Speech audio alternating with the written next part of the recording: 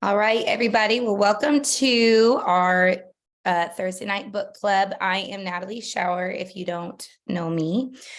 We are going through How to Win Friends and Influence People. I had to read this back when I was in worship school like 12 years ago. And it's just, I read it again when I was working at a church. This is so like, it's such a good book in so many different facets and so many different industries and so many different ways. You can totally see it that modeled. I think, especially in this chapter, it was like a story time chapter. I swear he went from like story to story to story, specifically in two, story to story to story to story to story. And I was like, goodness gracious, how many examples does he have? Like so many examples of, what he's modeling here. And so these chapters, when we're going through part 3, a lot of it is really about not arguing and basically like, it's okay to be wrong. It's okay to be wrong. It's okay to not have to be right all the time. And I think it's interesting because every time I lead book club, I feel like I always end up leading the section on kill 'em with kindness in some way, shape, or form. And that's something the Lord's just really been working with in me, I think, since like for years, really. And I've come such a long way because I'm telling you, I used to be this person that, if you said something and I didn't disagree, or if I disagreed with it, I was immediately going to tell you why. I was immediately going to like let you know why you were wrong. I was going to make, and it could be over like the silliest things. But I was very argumentative. And if I wasn't argumentative, on the flip side of it, I was almost kind of like passive aggressive about it, which, is just basically silent arguing, I feel like. So I've really learned how to just talk to people in a healthy way and it not be so much arguing, but just two people sharing opinions and ideas and where there's room for, growth or expansion on either end. And so I loved when he talked about, like, he kind of kicks it off, with his story about him correcting that guy at that dinner where he was like, he was quoting Shakespeare and he's like, no, but he said it was from the Bible. And he's like, no, that's Shakespeare. And he like called him out on it. And then his friend was like, Dale, why would you do that? Like, you're just trying to be right? Or you're just trying to be liked? Like you didn't do anything except really, he just embarrassed his friend and made that other guy feel belittled in front of everybody. And really it just wasn't a good look. And so, I've kind of got me thinking how many times in my life I may have done that where it was like, and sometimes I feel like you start the arguing process and then you realize you're far into it. Does anyone else do this? You're kind of far into it and you realize it's not a good look, but now you're committed. So you're like, well, now I got to show that I'm right because I'm not going to be left here looking like an idiot. And then you're trying to backpedal out of it. And I've caught myself doing that a few times too. And so I just think like applying this to our businesses was so easy. Reading through this, it was so easy to apply this to business because a couple things. First of all, I mean, how many times do we come across people that say, well, I'm not into your pyramid schemes, or I'm not into your whatever they say. And you want to like, I got something to say to you, you were like, or sorry, I'm not trying to, hustle my friends and family, or, there's a lot of things that we hear in this industry that are so far from the truth that just shows really that they're uneducated. And so when I've shifted my focus from proving I'm right to just like educating them and asking questions about like, oh, why would you think that? Like, what, is there something that happened that maybe gave you that idea? Like, I just want to hear more. Like, do you have an experience with it? I'd love to hear more about it. And, if I even go into it half the time, and y'all can, I'm sure, read when it's worth even arguing about, right? Sometimes it's like, okay, not even worth it when they come in real hot and it's like, okay, we're good. It's nice to meet you. Have a great day. Go put your baby down for now. But then there's other times where it's like, I just want to like educate you on, what this is. Maybe it's somebody that you really do have big hopes for and you see a lot in them or something. And so you can start asking those questions like, do you have experience with network marketing? I'd love to hear kind of, your thoughts on it. And I'd love to hear more about it. And, I'm pretty open-minded. I like to just hear what people's experiences are. And there's a lot of them that, they aren't good. So I'd love to hear kind of what your thoughts are on it. And so, I tell them I'm not into pyramid schemes either because they're legal. Exactly. So, but that's a good, like, I've found that asking a lot of those questions does open their minds a little bit more too, to like, okay, like this might be something that's a little bit different instead of going straight to argument mode, which by the way, all they're going to do is defend themselves. And I've seen way too many of these, arguments and how they go. They usually just go south. Everyone ends up like frustrated. Everyone, and like he says, usually when there's an argument, 9 out of 10 times, both people just end up convinced that they were right. So it's a lot of times it's just not even worth engaging. Another one is, with on our Facebook. Now we talk a lot about our Facebook being our storefront, right? So you got to be careful. I tell my team this all the time. You've got to be careful with going too argumentative and opinionated on Facebook in your storefront. Now, there are some things that we can be, passionate about and excited about or whatever. But for me, I stay away from things that are going to purposely draw just crazy arguments that are going to change nobody's minds just for the sake of arguing like that. That's my personal choice that I do for my storefront, because I want it to be professional. I want it to be a place where people can come to me and ask questions. I want to be a safe place for people, right? So the best way to do that is to not basically have a big X on your door of certain people that don't have a say in what you're offering, if that makes sense. So just be careful when you're on, when you're arguing in people's comments, like things like if it's just to be right, which a lot of us do, and a lot of people do, you don't need to do that. We don't need to argue just for the sake of arguing in comments. We don't need to argue and I see this probably more than anything on social media, is where we argue just for the sake of arguing. So, I can't see Sue, but everyone's talking about how beautiful she looks. My goodness, in the comments. I almost feel like she needs to pipe up. But I don't want the attention on me. Jamie was there too, and she must have just quick changed before she got on this. But we were at a gala tonight, so yeah, we're all dressed up, and I'm sorry to be distracting. No, you look gorgeous. It's just the comments are blowing up with how gorgeous Sue is, and I'm like, I can't see Sue. I'm left out. My FOMO is kicking in. Jamie, well, you shouldn't have changed. Jamie, you should have stayed in your dress, because I wouldn't feel so weird. Oh gosh. Well, I had time to quick change. I couldn't breathe in mine. I'm ready to get these Spanx off. That's for sure. Oh my gosh. Hilarious. Next time, tell us, and we'll all dress up in formal outfits for book club. We'll all just get into our ball gowns. So fun. All right. So, another thing that I try not to do when he's talking about comparing, like when he's talking about, gosh, is in the, I'm trying to do this without going through this book, because it drives me crazy when I can't find things in the book, but I'm getting myself lost. So I need to look at my book. When he's talking about, all the different sales tactics and how people, I think he talked about the white truck, and then like whatever the popular truck was. And the guy was like, well, this truck's the best truck and blah, blah, blah. That kind of got me thinking about in our businesses when we're talking to people, and they're like, well, how does this compare to, Arbonne or Thrive or like all these other, companies?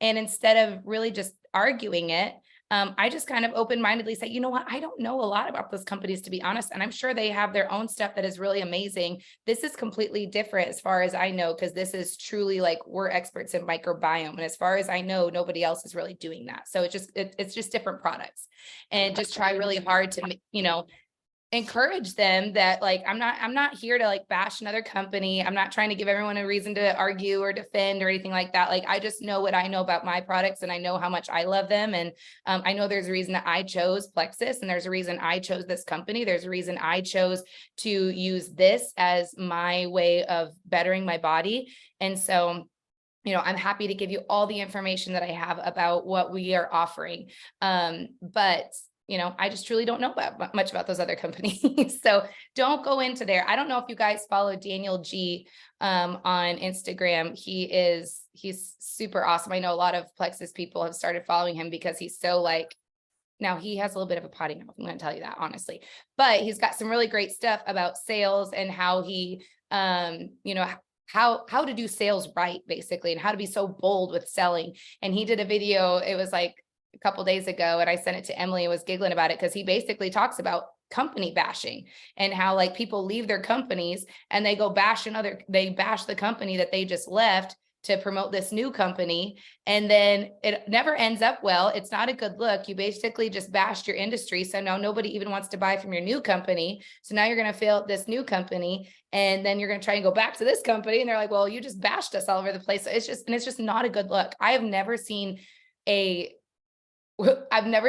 do that well when they go and like bash another company or bash the company they just left or whatever. Like, it's just really not a good look. And so, but it really is in the spirit of just trying to prove themselves right. They're trying to justify their actions. They're trying, so that's really where that spirit comes out of. And that's another way where I found myself wanting to argue things a little bit when I see that kind of stuff. And I'm like, it's fine. It is not my fight to fight, but his thought was exactly that, Leah. Like, how is anyone going to trust you with anything if that's what you're doing? Like, so if you can be open-minded and be, excited about what you have and excited about what you're doing without having to like trash and bash other companies or like the popular truck or whatever. He just came in and basically was like, yeah, tell me about that truck, or he started to talk about the white truck. Sorry, I'm getting myself confused. Started talking about the white truck. And next thing you know, they're talking about the white truck, where if you are so focused on this other thing and that's all you're talking about, all you're doing is educating them on the wrong product, right? So keep the focus back on you and what you have to offer and what you are trying to walk them through. Because if you're just for the sake of arguing, you're just leaving them to be stuck in their own thoughts. And basically they're just proving themselves right in their heads. That's all they're doing. They're really not in the spirit of trying to listen for change. They're just defending themselves in their heads, and they're coming up with good arguments as far as to them, they're coming up with very good arguments in their head. So you're just really convincing them even more that what they're saying is right. So, I love this concept so much of just, it's okay to just not be right all the time. And it's also okay to not fight all the time.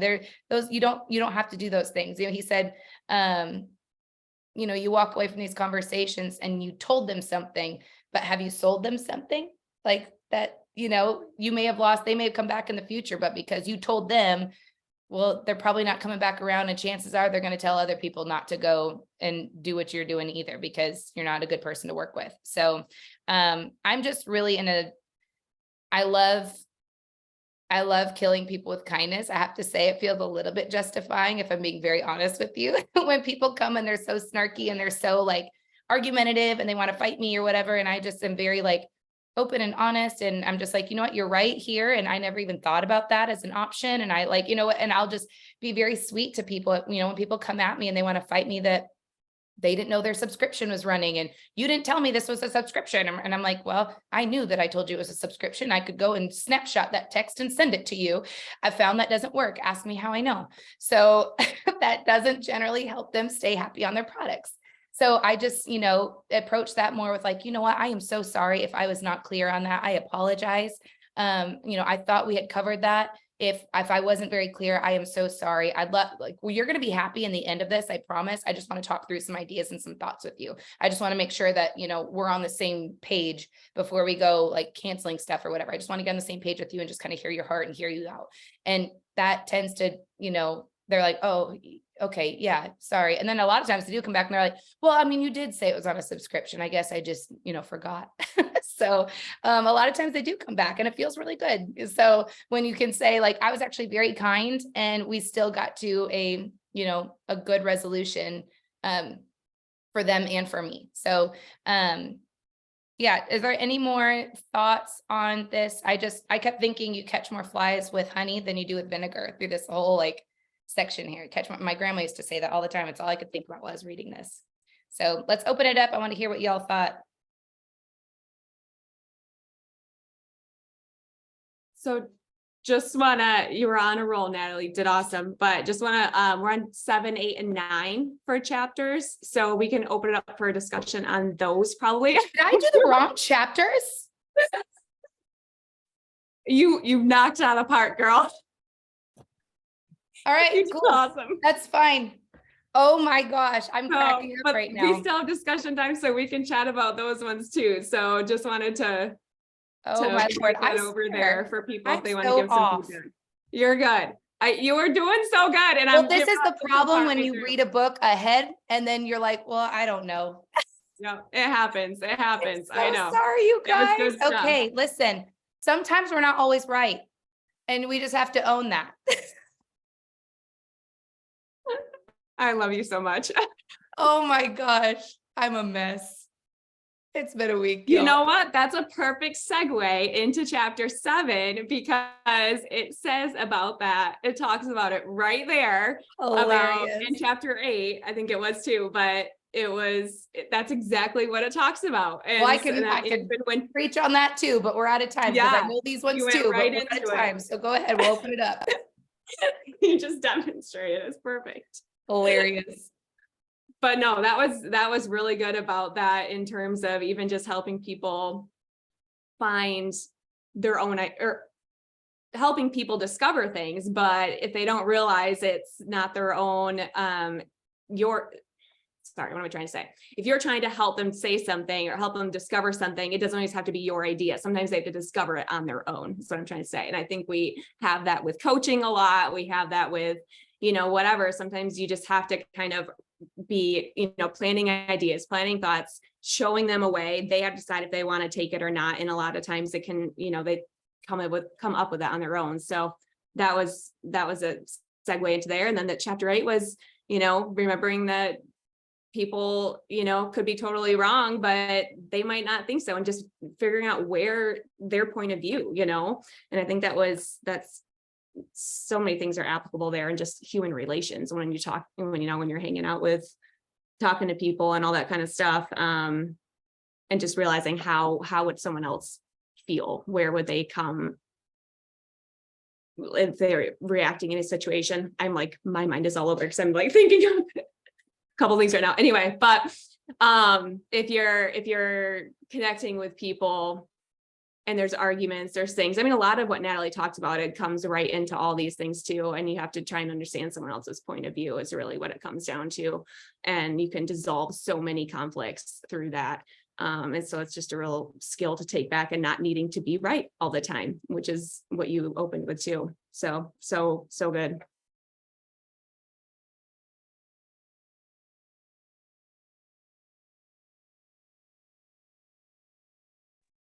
I think what you said, Natalie, about the flies with the honey versus the vinegar fits in with these chapters really well too, because at least in my book, it's 182, and he says about putting yourself in the other person's shoes and figuring out why they would want this, not just putting, well, you should buy this, you should do this. And we talk about that a lot. You need to ask the questions, find out more things, because they're more likely to say, yes, I do need this because of XYZ, instead of you telling them you need this because of XYZ. It comes off better when they figure it out for themselves instead of you telling them, well, you need this because, even though we all know they need it because, but you need them to figure it out for themselves.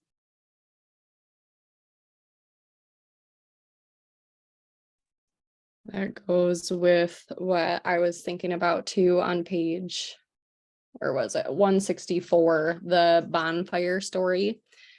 And like right at the top of that page, it was talking about like, instead of giving orders. And I think that can apply to like customers, but also like coaching too. Like you can't just be barking orders at people and expect them to want to do it. Like if he would have just went and barked at those kids and been like, put out that bonfire, they're gonna not receive it as well. So it's like, yeah, put yourself in their shoes, right? And really like that section where he talked about like a example response to them, like, hey boys, you having a good time? Like he's connecting with them. And that's something that we have to do with our customers, with coaching, connecting. And it made me think of the 5 levels of leadership, which I always forget what those are, like the names of them, but essentially like the lowest level of leadership is people just have to follow you because they have to, like you're just in the position. And then it builds up to they want to follow you, what you've done for them, like what you've poured into them, how you've connected to them, the qualities that you have as a leader. That is a higher level of leadership. And really, That's what we need to be going for. If you've not read that book, I would highly recommend it. If you are a gold or up, we do have a growing past gold page that has a whole series on the 5 levels of leadership. So I would highly recommend that. Or if you're not gold, get gold so you can get in there and get on the gold coaching because it's amazing. But yeah, like don't just be a positional leader, like connect with them so that people have their heart softened and really just want to follow you. Yeah, Leah, I completely agree. On 165 in my book, anyways, chapter 8. Just quick, I really liked the paragraph where it says, tomorrow, before asking anyone to put out a fire or buy your product, why not pause, close your eyes, try to think the whole thing through from the other person's point of view. Ask yourself, why should he or she want to do it? Why should, I mean, really, if you stop and think about that and put yourself in your prospect's shoes, why would they want what I have? Right? And so I think that just made me feel like it's really important to take time to like not study our prospects, but really get to know them and figure out those pain points and why they need the business opportunity or why they need the products. And it's going to be much easier if you are familiar with that to get them to, join you. So yeah, just a quick little something that struck me there.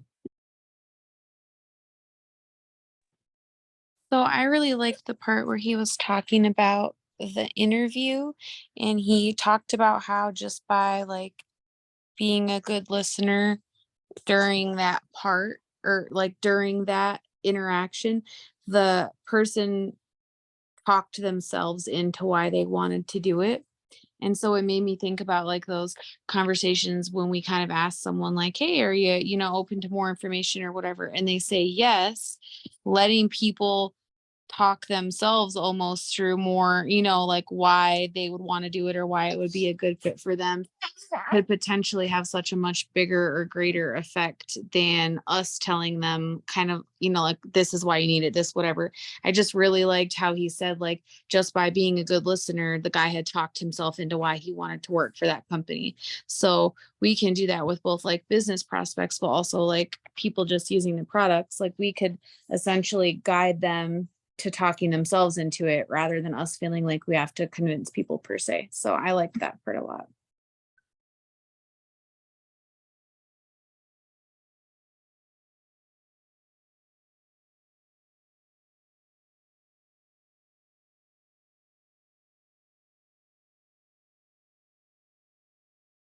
So good.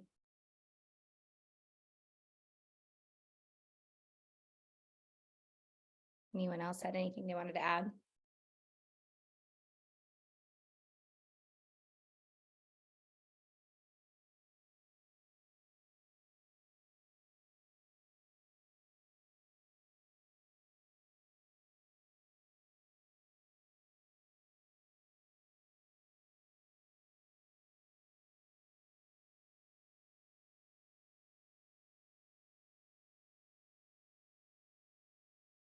Y'all, I'm still cracking up. I'm so sorry. I was just telling Jamie, I was like, man, I thought I was going to kill it because I've read this book so many times. But the problem is I'm all mixed up because now I don't remember where we are half the time. Good night. Thanks for letting me blab.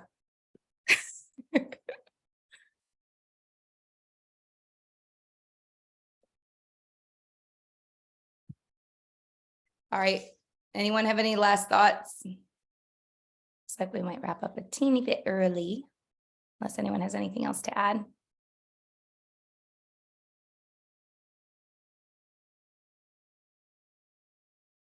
All right. Well, then I guess we'll just wrap up a couple minutes early. Thank you guys. Now you know that not everybody's perfect and not everyone makes mistakes.